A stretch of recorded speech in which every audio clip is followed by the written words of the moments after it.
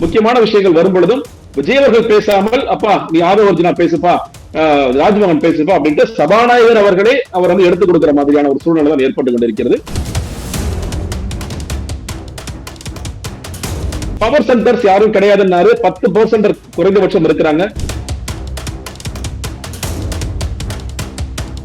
ஆதவ அர்ஜுனா அந்த சபாநாயகரே கண்டிக்கக்கூடிய இடத்துலதான் இருக்கார். சபாநாயகர் பேசாம உட்காருங்க. இவங்க தாவேக்க அதிகமான விட்டு கொடுக்குறாங்க.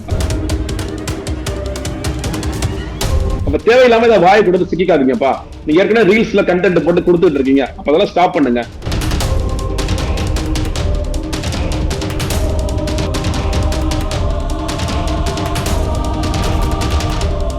வணக்கம் நேர்களே, நான் உங்கள் கார்த்திக். நம்முடைய சிறப்பு நேர்காணலில் அரசியல் விமர்சகர் ஜெகதீஸ்வரன் இணைந்திருக்கிறார். அவரிடம் விரிவாக பேசலாம்.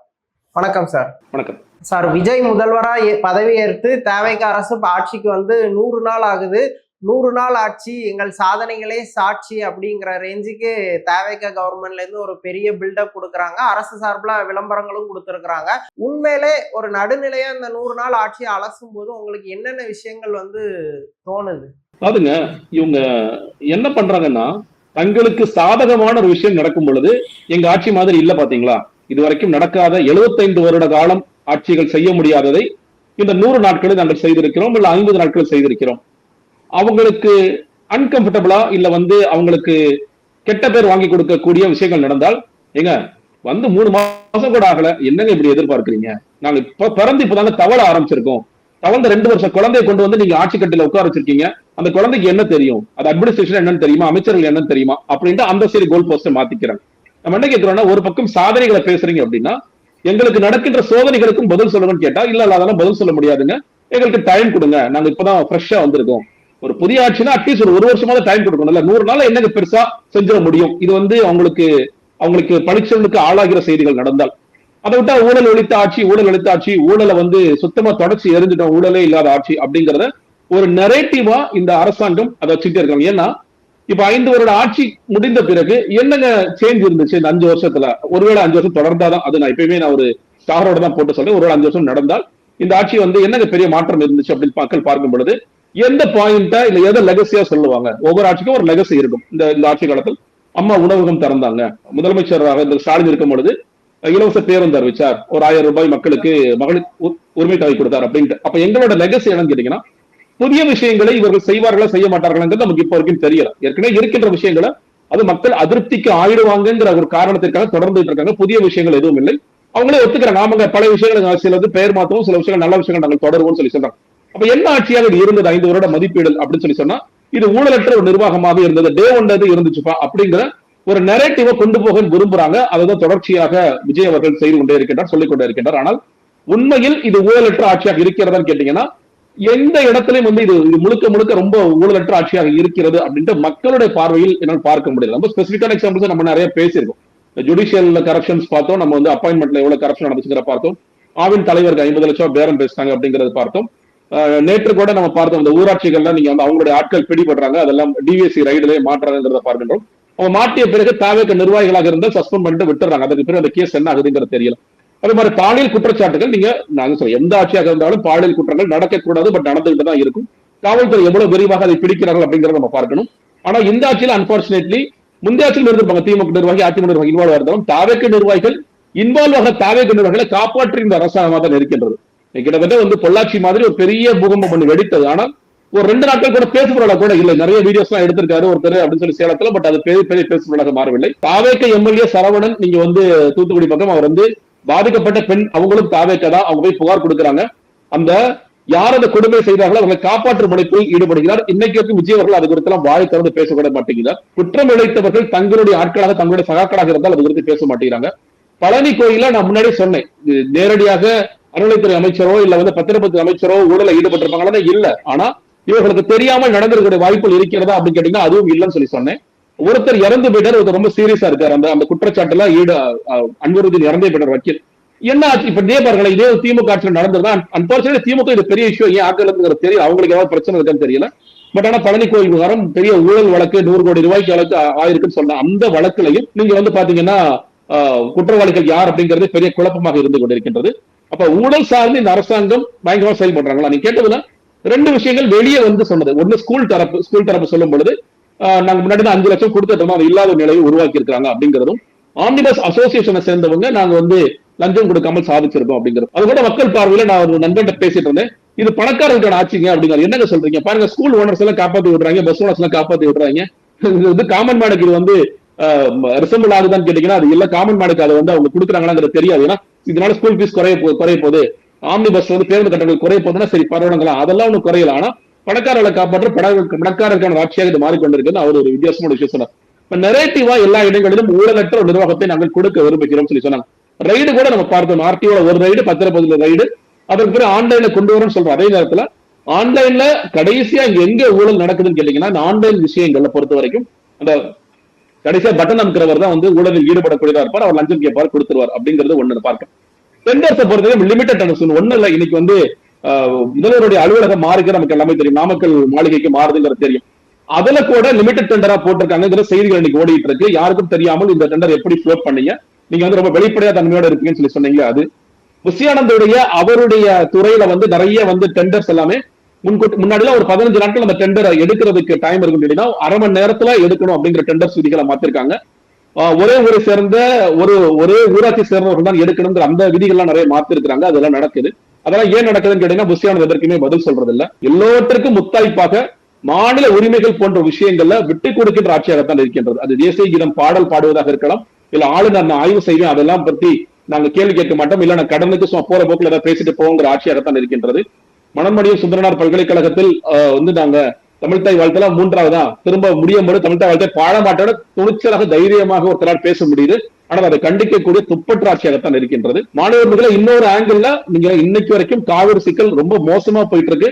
இன்னைக்கும் வடிகாலாக நாங்கள் பயன்படுத்துறோம். காவிரியில வந்து காவிரி நீர்ப்படுகிறது ஒரு தண்ணி மழை பெய்யுதுப்பா, சரி பொழைச்சுப்போ, எங்களுக்கு வழி இல்லை, வடிகால திறந்து விடுறோம், எங்களுக்கு இருந்தா நாங்க வந்து எங்களுக்கு வெள்ளம் வந்துடும் அப்படின்னு அதே அப்ரோச்ல தான் இன்னைக்கும் கர்நாடகா பிஹேவ் பண்றாங்க.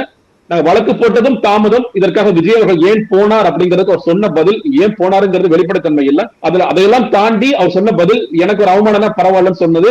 இது தமிழ்நாட்டிற்கான அவமானங்கிறதே விஜய் அவர்கள் இன்னும் அதை இன்னும் புரிஞ்சுக்கல. தான் ஒரு முதலமைச்சர் ஆயிட்டோம் எல்லாரும் சொல்ற மாதிரி தமிழ்நாடு உரிமையை கேள்விக்குள்ளாக்குற மாதிரியான ஒரு செயல் அது. நிச்சயமா செயல். அது வந்து அவன் சொல்றேன் இல்லையா, நிறைய பேருக்கு இன்னும் விஜய் அவர்கள் முதலமைச்சர் ஆயிட்டாரு ஏத்துக்க முடியும் போது விஜய் அவர்களுக்கு இவ்வளவு ஏத்துக்க முடியல, நம்ம எப்ப முதல்வர் ஆனது ஏத்துக்க முடியல தான் எனக்கு எல்லாம் தோணுது. சோ அதனால எனக்கு ஒரு அவமானம் தான் பிரச்சனை, நான் போய் பேசிட்டு வரேன்னு சொல்வதெல்லாம் சுத்தமான வந்து என்னை பொறுத்த வரைக்கும் அது சொல்லிருக்க கூடாது. அதை நான் வந்து ரகசியமா பண்றேங்கிற எந்தவித வெளிப்படைத்தன்மையற்ற ஆட்சியாக இருப்பது அப்படிங்கறதெல்லாம் பார்க்க முடிகிறது. எந்தெந்த துறைக்கு யார் சட்டமன்றத்தை பொறுத்த வரைக்கும் லைவ் டெலிகாஸ்ட் கொண்டதும் சொல்லி ரொம்ப ஆவேசமா பேசுறாங்க. மறுபடியும் இந்த லைவ் டெலிகாஸ்ட் நேரடி ஒளிபரப்பிற்காக வழக்கு தொடுத்தோம் 2010 2011 லோக்சபா கட்சி சார்பாக, லோக்சபா கட்சியின் மாநில தலைவர் சார்பாக வழக்கு தொடுத்தோம். என்னோட வழக்கு இன்னுமே உயர்நீதிமன்றத்தில் இருக்கிறது. அந்த வழக்கு தொடுத்தோங்கிற முறையில சொல்றேன். 2011 இருந்து 2021 சுத்தமா மோசமா இருந்துச்சு. 2021 திமுக ஆட்சி லைவ் இருந்தது. திமுக செய்த மிகப்பெரிய தவறு கேட்டீங்கன்னா, எதிர்க்கட்சி தலைவர் எடப்பாடி பழனிசாமி எந்திரிச்சு பேசும்போது கட் பண்ணிடுவாங்க. எங்களுக்கு கவன ஈர்ப்பு தீர்மானங்கள் எதெல்லாம் ரொம்ப எங்களுக்கு அன்கம்ஃபர்டபுளா இருக்கும் அதெல்லாம் நாங்க காட்ட மாட்டோம் பண்ணிட்டு இருந்தாங்க. சோ அதனால லைவ்ங்கிற ஏற்கனவே இருந்தது. என்ன ஒரு பெரிய மாற்றம்னா, முன்னாடி வந்து எல்லா ஊடகங்களும் எடுத்து அதை வருஷம் லைவ் அடிச்சுட்டே இருக்க மாட்டாங்க. இன்னைக்கு விஜயோடைய ஃபேக்டர் இருக்கிறதுனால அதனால செல் ஆகுது. ஒரு சினிமா நடிகர்கள் சட்டமன்றத்தில் போய் என்ன பேசுறது மக்கள் பார்க்கிறாங்க, மக்கள் வந்து அதை விரும்புறாங்க அப்படிங்கிற காரணத்தினால எல்லா சேனல்ஸும் லைவ் அடிக்கிறாங்க. முன்னாடியும் பொதிகையில லைவ் இருந்துச்சு, முன்னாடி அவங்களுடைய சார்ந்த கலைஞர் தொலைக்காட்சி மட்டும் போட்டுட்டு இருந்தாங்க. இன்னைக்கு எல்லா சேனலும் எடுக்கிறாங்க, ஃபீட் வந்து எல்லாருக்கும் கொடுக்கப்பட்டு கொண்டுதான் இருந்தது. அது பெரிய சாதனையா பேசுறாங்க. பல விஷயங்கள் இவங்க சாதனையா பேசுறதுல முன்கூட்டி நடந்து கொண்டிருந்ததுதான். மக்கள் அதை பத்தி பெருசா ஒன்னும் சிம்பிளான உதாரணம், விஜய் அவர்கள் 6 நாள் 5 நாள் ஆபீஸ்க்கு போறாரு, விஜய் பாருங்க அப்படின்னு எல்லா முதலமைச்சர்களும் எல்லா நாளும் ஆபீஸுக்கு போனாங்க. ஆபீஸுக்கு போக முடியாத நேரத்தில் அவங்களோட கேம்ப் ஆபீஸா ஸ்டாலின் அவர்களுக்கு சித்தரஞ்சன் சாலை கேம்ப் ஆபீஸா இருந்திருக்கும். எடப்பாடி பழனிசாமி அவர்களுக்கு அவருடைய மினிஸ்டர் பங்களாவே இல்ல, நீங்க கிரீன்வேஸ் ரோட்ல அவருக்கு ஒரு கேம்ப் ஆபீஸ் இருந்துச்சு. அது முன்னாள் முதலமைச்சர் எல்லாருக்குமே கேம்ப் ஆபீஸ் ஆகுது. ஜெயலலிதா அவர்களுக்கும் கொடநாடு போனாலும் அங்கேயும் கேம்ப் ஆபீஸ் போட்டுட்டு தான் இருந்தாங்க. நிறைய பேர் விமர்சனம் பண்ணுவாங்க, ஆனா அங்கேயும் கேம்ப் ஆபீஸ் இருந்துட்டு செயல்பட்டு தான் இருந்துச்சு, வேலைகள் நடந்துச்சு. விஜய் அவர்கள் வந்து சனி ஞாயிறு கேம்ப் ஆபீஸ் கிடையாது, சனி ஞாயிறு நான் லீவ் விட்டுங்க, நான் கார்பரேட் லைஃப்ல இருக்கேன், 5 days ஒர்க் பண்ணுவேன், ஃப்ரைடே வந்து கேஷுவல்ஸ்ல வருவேன், இதுல வந்து வேட்டி சட்டையில வருவேன், 2 days எனக்கு ஹாலிடே அப்படிங்கிற மோட்ல மட்டும் தான் இருக்காரு. ஒரு கிரைசிஸ் வந்துச்சுன்னா யார் அப்ரோச் பண்றதுங்கிறதால பெரிய குழப்பங்கள் இருக்கிறது. பவர் சென்டர்ஸ் யாரும் கிடையாதுன்னாரு, 10% குறைந்தபட்சம் இருக்கிறாங்க. விஷ்ணு ரெட்டியோ இல்ல ஜான் ஆரோக்கியசாமி எப்படி அப்பாயிண்ட் ஆனாங்க, ஏன் வந்து கூட்டங்களை கலந்துக்கிறாங்க அப்படிங்கிறதுக்கு இன்னைக்கு வரைக்கும் மக்களுக்கு ஒரு தெளிவான அது வெளியே சொல்ல மாட்டேங்கிறாங்க. ரிக்கி ரத்தன் பண்டிட்ட மட்டும் காலி பண்ணணும் திட்டமிட்டு காலி பண்ணாங்க. ஜெகதீஷ் ஒருத்தர் எப்படி பிரைவேட் செக்ரட்டரி ஆனாரு அப்படிங்கிறது யாருக்குமே தெரியல. திடீர்னு பிறந்த நாள் அன்னைக்கு நான் தான் பிரைவேட் செக்ரட்டரிங்கிறாரு. அவர் எல்லா இடத்துக்கும் போறாரு. ஜானகி ஒரு பவர் சென்டர், சுரேஷ் ரெட்டி ஒரு பவர் சென்டர், ஜெகதீஷ் ஒரு பவர் சென்டர், ஆதவர்ஜுனார் பவர் சென்டர், புஷியானந்த் ஒரு பவர் சென்டர், இப்படின்ட்டு பவர் சென்டர்கள் பல பவர் சென்டர் உருவாகிட்டு இருக்காங்க. எல்லா விஷயங்களும் விஜய் அவர்கள், முதல்வர் விஜய் அவர்கள் பார்க்கிறாரா, படிக்கிறாரா, தெரிந்து கொள்ள விருப்பப்படுகிறாராங்கிறதெல்லாம் இன்னுமே ஆச்சரியமா இருக்கு, ஊடகமா தான் இருக்கிறது. முக்கியமான விஷயங்களுக்கு கூட கருத்து சொல்ல மாட்டேங்கிறாரு. பிரஸ் மீட் பண்றதை அவாய்ட் பண்றாரு. பிரஸ் மீட் பண்றதுக்கு எப்படி அவாய்ட் பண்றாரோ அதே மாதிரி சட்டமன்றத்திலும் கடைசியா எல்லாரும் பேசின பிறகு எல்லாருக்கும் இனிமேல் பதில் யாரும் பேச மாட்டாங்கன்னு தெரிந்த பிறகு நான் பதில் பேச ஓடிடுவேன் அப்படிங்கிற நிலைமை மட்டும் தான் இருக்காரு. எப்படி தேர்தல் அன்னைக்கு கடைசி நாள் அது வரைக்கும் எடப்பாடி பழனிசாமி அவர்கள் விமர்சிக்காத விஜய் அவர்கள் டக்குனு எடப்பாடி இனிமேல் யாரும் பேச மாட்டேங்க 3 மணி 6 மதியில கோயிங் அப்படிங்கிற மாதிரி சட்டமன்றத்தில் அப்படிதான் பிஹேவ் பண்ணிட்டு இருக்காரு அவர். அதுதான் அன்பார்ச்சுனேட், வெரி அன்பார்ச்சுனேட். எல்லாம் இன்னைக்கு கூட ஒரு மானிய கோரிக்கையில காவல்துறை சார்ந்து முக்கியமான விஷயங்கள் வரும் பொழுதும் விஜய் அவர்கள் பேசாமல், அப்பா நீ ஆதவர்ஜுனா பேசுப்பா, ராஜ்மோகன் பேசுப்பா அப்படின்ட்டு சபாநாயகர் அவர்களே அவர் எடுத்துக் கொடுக்கிற மாதிரியான ஒரு சூழ்நிலை தான் ஏற்பட்டு கொண்டிருக்கிறது. இதனுடைய பார்வை நீங்க ஊழல் இல்லை அப்படின்னு நரேட்டிவ் செட் பண்ண விரும்புறாங்க. உண்மையிலே ஊழல் இல்லாத ஒரு ஆட்சியாக வர வேண்டும் எல்லாரும் நினைக்கிறோம். பட் அங்கு என்னால ரியலைஸ் பண்ண முடியல. என்னை பொறுத்த வரைக்கும் நான் சார்ந்த துறைகளிலும் சரி, நான் பேசுகின்ற மக்களிலும் சரி, ஊழல் இல்லாத ஒரு ஆட்சியாக இருக்கின்றது அப்படின்னு என்னால ரியலைஸ் பண்ண முடியல. சார், ஒரு முக்கியமான விஷயத்த நீங்க மிஸ் பண்ணிட்டீங்கன்னு நினைக்கிறேன். அதான் ஆட்சி தொடங்கின உடனே மின்தடை உச்சத்துல இருந்துச்சு. இப்போ மின் கட்டணங்கிறது ஒரு அளவில்லாம இருக்கு. எல்லாருமே ஒரு திணறக்கூடிய லெவல்ல இருக்கு. உண்மையில அதை இந்த கவர்மெண்டோட ஒரு மிகப்பெரிய ஃபெயிலியரா நம்ம பார்க்கலாமா? இப்போ வரைக்கும் அதுக்கான ஒரு அக்கௌண்டபிலிட்டியும் அவங்க எடுத்துக்கல. இப்போ அந்த குற்றச்சாட்டை சொல்றவங்களையே பிளேம் பண்றது, அவங்களையே போய் நீ திமுக காரங்கன்னு கடிச்சு வைக்கிறது அப்படிங்கிற விஷயம் தான் இருக்குது. உண்மையிலே இது கவர்மெண்டோட ஃபெயிலியரா, இல்ல மக்கள் பூம் பண்றாங்களா, இல்ல மக்களுக்கு உண்மையில இதுல கவர்மெண்ட்டை நோக்கி ஒரு கோபம் உருவாயிருக்கா? நீ கேட்கறது மின்தடை கூட இன்னைக்கு வரைக்கும் பூரணமா சரியாயிடுச்சுன்னு சொல்லிட முடியாது. இங்க ஒரு பக்கம் வெயில் கடுமையா அடிக்குதுங்கிறது ஒண்ணு. இன்னைக்கு நான் புதுக்கோட்டை மாவட்டத்துல இருக்கேன். ஒரு நாளைக்கு குறைந்தபட்சம் 7 தான் கரண்ட் போகுது. ஒரு 10 நிமிஷம் 15 நிமிஷம் வந்துருது, அது ஒரு விஷயம். பட் ஆனா கரண்ட் போயிட்டே தான் இருக்கு. ஏன் நான் ஒவ்வொரு ஏரியாலையும் பேசுறேன் சார், கரண்ட் போயிட்டே தான் சார் இருக்குன்னு சொல்றாங்க. மக்கள் போராடி அழுத்து போயிட்டாங்கன்னு நினைக்கிறீங்க. என்ன போராடினாலும் எதுவும் செய்ய போறது கிடையாது. நம்ம எதுக்கு போராடணும்? நம்ம பேசாம இன்வெர்டர் வாங்கி போட்டலாம். இன்வெர்டர் வாங்கி போட்டாங்களா, இல்ல வெளியே போய் எங்கேயாவது பப்ளிக் பிளேஸ் தூங்கிலாம் நினைக்கிறாங்களா தெரியல. மின்தடையும் அந்த அளவுக்கு இன்னும் மோசமா இருந்தது, படுமோசமா இருந்தது, கொஞ்சம் மோசமா இருக்குன்னு சொல்றாங்க தவிர மின்தடை இல்லாத ஒரு ஆட்சியும் சொல்லிட முடியாது. நீங்க கேட்ட ரொம்ப முக்கியமான கேள்வி. நீங்க மின் கட்டணம் அவர் ஃபர்ஸ்ட் வந்தோட போட்ட கையெழுத்து 500 யூனிட்டுக்குள்ள உபயோகிக்கிறது 200 யூனிட் இலவசம் சொன்னார். பரவாயில்லப்பா அப்படின்னு சொல்லிட்டு நமக்கு அப்பனே அந்த நேரத்துல புரியல அவர் இந்த என்ன சொல்ல வரார் அப்படிங்கிறது. கரண்ட் கொடுத்தாதானே நீ யூஸ் பண்ணுவேன், கரண்டே நான் கொடுக்க போறது இல்ல அப்படிங்கறதா அதோட மறைமுகம். இன்னொன்னு, மீறி நான் கரண்ட் கொடுத்தேன்னா கண்ணா பின்னாடி பில்லு வரும். இது ஒருத்தர் 2 பேர் இல்லைங்க, லட்சக்கணக்கான மக்கள் புகார் சொல்லிட்டே இருக்கிறாங்க. இது சொல்ல போனா இவருக்கு ஆதரவா வீடியோ போட்டவங்களா மன்னிச்சிருங்க, என்ன நான் அண்ணன் ஏதோ பெருசா பண்ணிட்டாருன்னு நினைச்சேன். இது வரைக்கும் 4000 கட்டிட்டு இருந்தேன், 8000 ஆயிடுச்சு, 7000 கட்டிட்டு இருந்தேன், 14000 ஆயிடுச்சு, 1500 கட்டிட்டு இருந்தேன், 3500 ஆயிடுச்சு. முட்டு கொடுக்கறவங்க என்ன பதில் சொல்றாங்கன்னா, நீங்க பாருங்க, நீங்க போன இதோட கம்பேர் பண்ணி பாருங்க, 2024 பாருங்க, 25 பாருங்க. நான் கம்பேர் பண்ணி சொல்றேன். நான் என்னுடைய ஊர்ல, என்னுடைய மாவட்டத்துல நான் மட்டும் தான் என்னோட வீட்டுல இருக்கேன். நான் கம்பேரிசன் பண்ணும்போது எங்க அம்மா கிட்ட 1500 அந்த ஒரு கேட்ட 3500 வருது. நான் செக் பண்ணி பார்க்கும் பொழுது கண்ணா பின்னாடி வருது. அசல ஏசி யூஸ் பண்றோம்னா, ஒரு ஏசி யூஸ் பண்றோம்னா வீட்டு லைட்டு, டிவி, ஃபேன் எல்லாம் யூஸ் பண்ற ஆளுதான். ஆனா யூனிட் ஏன் இவ்வளவு கண்ணா பின்னாடி ஓடுதுங்கிற தெரியல. பெரிய கோளாறு ஏதோ நடந்திருக்கு. இது திட்டமிட்டு பண்றாங்களா தெரியல. சீதா நிர்மல்குமாரே ஒரு இடத்துல சொன்னாரு 3,00,000 சீதா நிர்மல் சொன்னா அதிகாரிகள் எல்லாம் சேர்ந்து இத்தனை இடங்கள் ஆய்வுகளுக்கு அமைச்சிருக்கோம், இத்தனை அதிகாரிகள் அமைச்சிருக்கோம் சொல்லி சொன்னாங்க. அதை சீதா நிர்மல் கூட கேட்கும் பொழுது ஸ்டாலின் அவர்கள் வதந்தி பரப்புறார், வதந்தியை பார்த்து பேசுறாங்க. இப்ப உங்க அமைச்சரவை உங்களுடைய அதிகாரிகள் தான் இதை சொல்லிருக்காங்க, துறையில என்ன நடக்குதா தெரிஞ்சுட்டு பேசுங்கப்பா அப்படின்னு சொல்ல வேண்டிய இடத்துலதான் நம்ம இருக்கோம்.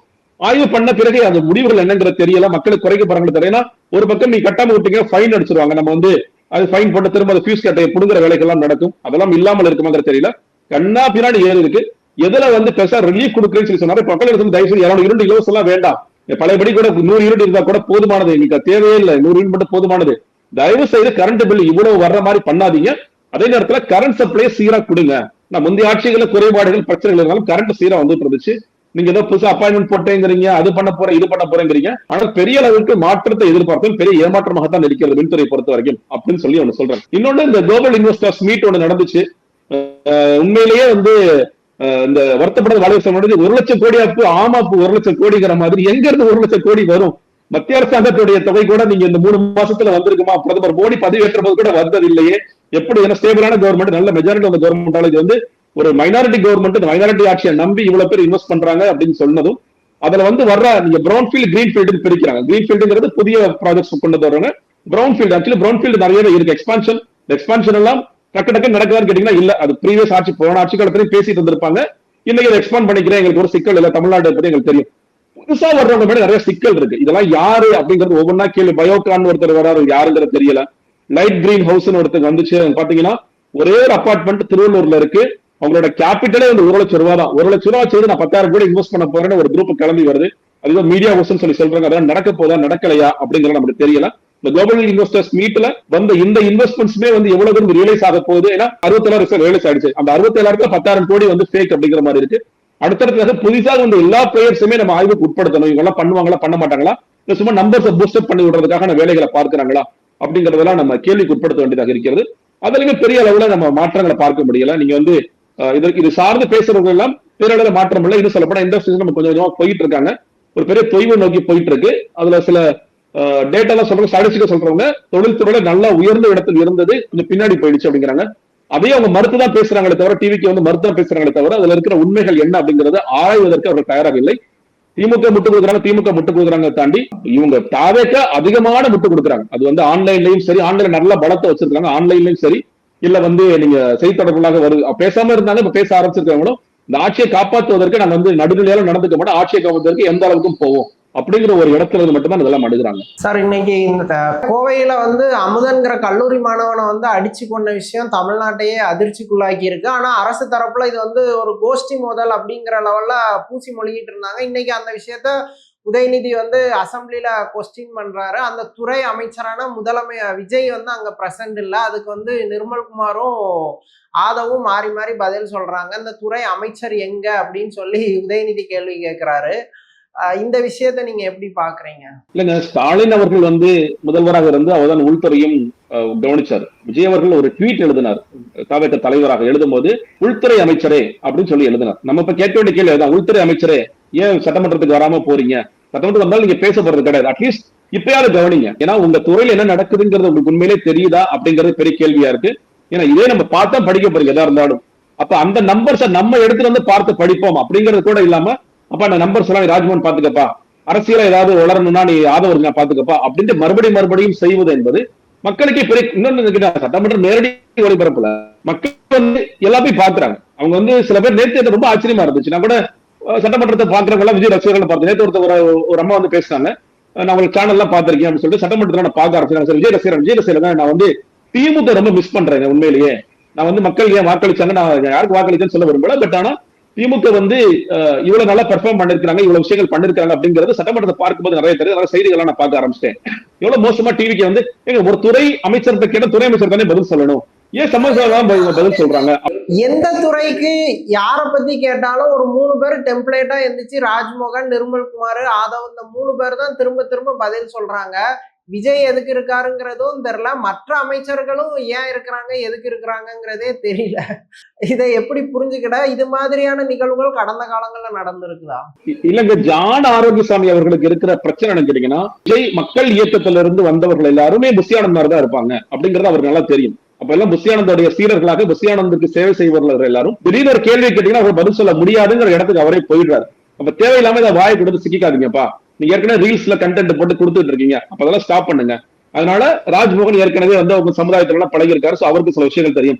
ஆதவர்ஜுனா விசிக இருந்திருக்காரு, திமுக வேலை பார்த்திருக்காரு, அவருக்கு சில விஷயங்கள் தெரியும் அப்படின்னு நினைச்சிட்டு நீங்க அறிவாளிகளாக இந்த 2 பேர், அப்புறம் சீட்டா நிர்மல்குமார் 3 பேர் இருப்பாங்க. ஆனா பிரச்சனை கேட்டீங்கன்னா, சீட்டா நிர்மல்குமார் சொன்ன 1000 பொய்கள் புத்தகமே இருக்கு. அவர் வந்து RSS இருந்து, பாஜக இருந்து, அதிமுக இருந்து எவ்வளவு பொய்கள் எல்லாம் பேசியிருக்காரு, பெரிய புத்தகம் இருக்கு. இன்னைக்கு பெண்கள் குறித்து அவதூறு பேசாதீங்க, அவர் எவ்வளவு பெண்கள் குறித்து அவதூறு பேசியிருக்காருங்கிறத நிறைய ரெக்கார்டா நிறைய இருக்கு. அதனால சீட்டா நிர்மல்குமார் பெரிய அறிவாளி, வேற வழியே இல்லாம பெரிய அறிவாளின்னு நம்ம சொல்ல வேண்டிய இடத்துல அந்த கட்சி இருக்கிறது. அந்த கட்சியில உள்ளவங்களை கம்பேர் பண்ணும்போது அவர் அறிவாளியா தெரிய வாய்ப்பு இருக்கலாம் சார். இல்ல அவர் என்ன பெட்டரா பொய் பேசுவார், அதுதான் வேற ஒன்னும் பெரிய வித்தியாசம். இன்னும் சொல்லப்படா அந்த துறை அமைச்சர்களே சொன்னா கூட அவங்க கொஞ்சம் அவங்கள படிக்க ஆரம்பிப்பாங்க, அவங்களே கூட பேசுவாங்க. ஏன்னா இப்ப ஹேண்டில் பண்ணிட்டு தானே இருக்காங்க, அவங்கள்டே கூட விட்டுலாம். ஜானத நம்புறா, ஜானுனா இவங்கள வளருவாங்க, தேவையில்லாம சட்டமன்றத்தில் எக்ஸ்போஸ் ஆயிடுவாங்க. விஜய் எப்படி எக்ஸ்போஸ் ஆகாம இருக்கணும்னு ஜான் விரும்புறாரோ அது மாதிரி இவங்களும் எக்ஸ்போஸ் ஆகக்கூடாது அப்படிங்கிற ரொம்ப கவனமா இருக்காரு அப்படிங்கிறத பார்க்கின்றேன். அதே மாதிரி நீங்க ஆதவர்ஜுனாவும் நம்பர்ஸா பேசுறாரா இல்ல, இன்னைக்கு கூட வந்து சபாநாயகரை கண்டிக்கிறார், அதை நான் அவை குறிப்பில் வந்து நீக்கிறேன். என்ன சொல்றாரு, நீங்க வந்து நாங்க பேசும் நீங்க வெறும் 59 பேர் தான், நாங்க எந்த தாங்க மாட்டேங்கன்னு சொல்லி சொல்றாரு. மறுபடியும் சட்டமன்றத்தை ஏன் ஒரு வந்து ரவுடி மன்றமா நீங்க மாத்த விரும்புவீங்கன்னு புரியல. ஏன்னா திமுக நான் பார்க்க உதயநிதி ஸ்டாலினா இருக்கலாம், மற்றவர்கள் யாருமே எல்லாமே ரொம்ப அமைதியா பேசுறது. சொல்லப்பட சில விமர்சனம் என்ன இருக்குன்னா, அப்ப ஏன்பா இவரு ஏவா வேலு வந்து தாவேக்கு ஜாலரா அடிச்சிட்டு இருக்காரு, அவர் என்ன தாவே காலம் மாற போறாரா, எது கேட்டாலும் என் நண்பர் மார்ட்டின் அவர்கள் இருக்கிறார், என் மாமனார் இருக்கிறார், என் மருமகன் இருக்கிறார், இப்ப எல்லாம் பேசிட்டு இருக்காரு. இதெல்லாம் சட்டமன்றத்தில் பேச அவங்க வந்து ரொம்ப சாஃப்ட் பெண்டிங் பண்றாங்க சில அமைச்சர்கள். சில நேரங்கள் அவருக்கு ஒரு கடுமையான கேள்வியை கேட்கிறாங்க, அதற்கு சில பதில்கள் வருகிறது, பதில் வந்து பேசாம உட்கார்ந்துடுறாங்க. ரொம்ப ஸ்பெசிபிக்கா இப்ப தங்கம் தென்னரசு அவர்கள் வந்து ஒரு கேள்வியை கேட்டார். என்ன கேள்வி கேட்டார்? மறிவல் சென்டர் 15,000 கோடி ரிலீஸ் ஆயிடுச்சுன்னு சொல்றீங்க, வந்துருச்சா வரப்போதா வருமா? அதுக்கு ஒரு மாதிரி ஒரு சொதப்பி கிடைச்சா இல்லங்க வரலங்க வந்துடும் நம்புறவங்க அப்படின்னு சொன்ன உடனே, அப்ப ஏன் பொய் சொல்றீங்கன்னு அந்த கேள்வி கேட்காம தங்கம் தென்னரசு உட்கார்ந்துட்டாரு, என்ன இப்படி பண்றாரு அப்படின்னு சில கேள்விகள் கேட்கறாங்க இருக்கிறாங்க. அப்ப அவங்க ஏற்கனவே சாஃப்டா ஹேண்டில் பண்ணிட்டு இருக்காங்க. பெரிய அளவுல வந்து அவங்க அக்ரெசிவா யாருமே டீல் பண்ணல. ஆக்சுவலி ரொம்ப பண்ணல. அதே சில திமுக தொண்டர்களுக்கு பெரிய கோபமா இருக்கு, இன்னும் ஹார்ஷா அடிக்க வேண்டியது, எதுக்கு நீங்க இப்படி இருக்கீங்க அப்படின்ட்டு ஒரு கேள்வி எல்லாம் இருக்கு. அந்த நேரத்துல ஆதரவர்த்தினா நாங்க எந்திரிச்சா தாங்க மாட்டீங்க, நீங்க ஒரு 59 பேர் தான் அப்படின்னு சொல்றதெல்லாம் மறுபடியும் இது வந்து ஒரு நாங்களாம் பெரிய ரவுடியா சொன்னார் இல்லையா, அதுல பேர் ரவுடி இருக்காரு, நான் பெரிய ரவுடியா மாறிடுவேன், ஏன் அந்த வேலையை பண்ணிட்டே இருக்காரு? ஏன்னா ஆதரவர்த்தினாட்டி கண்டென்ட் இல்ல. அவர் வந்து பெரிய அறிவாளி, அவர் பேனா வச்சு இப்படியே பேசிட்டே இருந்தார், பெரியார பக்கத்துல வச்சுக்கிறதும் நீங்க வந்து அம்பேத்கர் அவர்கள் சிலையை வச்சுக்கிறதுனால பெரிய அறிவாளினா அவர் உருவப்படுத்திக்கிறார். பணம் இருக்கு அவர்கிட்ட, பணம் இருக்கிறதுனால ஊடகங்களை நல்லா விலைக்கு வாங்கி பேசுறாரு, தனக்கான ஒரு வட்டத்தை உருவாக்குறாரு, பணத்தின் மூலியமாக ஆட்களை கொண்டு வர வேலைகளை பார்க்கிறார். ஆனால் அவரும் பெரிய அறிவாளிகள் கிடையாது. ஆனா அரசியல் ரீதியாக நான் பேசுவதை பேசுவேன். நீங்க ஆதவர்ஜனா பேசிய ஒரு ஆகச்சிறந்த ஒரு அறிவு தளத்துல பேசின விஷயங்கள் ஏதாவது இருக்கா வீடியோல? எதுவுமே கிடையாது. அவை குறிப்பில இருந்து அதிகமா நீக்கப்பட்டது ஐ திங்க் ஆதவர்ஜனா பேசினது.